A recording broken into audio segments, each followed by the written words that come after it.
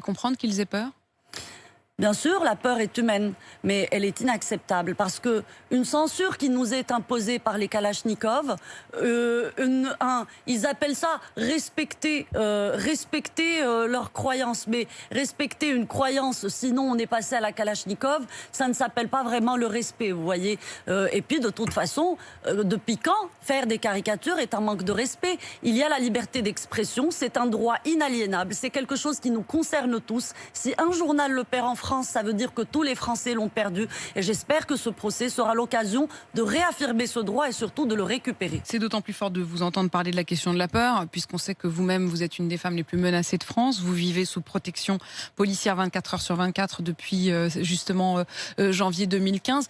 Comment on vit ça au quotidien? On ne peut pas s'y habituer. On ne peut pas s'habituer au fait de vivre entouré par des hommes armés dans son propre pays, dans son quotidien, de devoir organiser la moindre sortie, même sortir, prendre un café, je dois l'organiser avec le ministère de l'Intérieur, en quelque sorte, en tout cas avec les gens qui s'occupent de ma protection. C'est une perte d'insouciance, c'est une perte de liberté.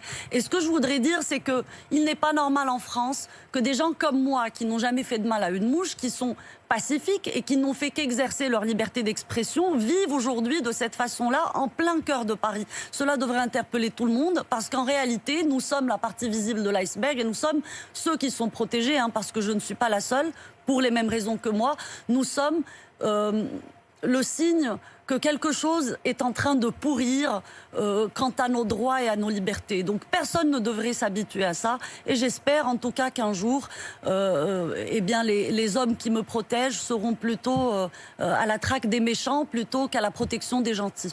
Quand vous dites on a du mal à pouvoir dire les choses, Emmanuel Macron, il parle aujourd'hui d'hydre du terrorisme islamiste. Les mots sont là tout de même. Les mots sont là en espérant que les mots précèdent le discours. Alors en politique, c'est très important, les mots.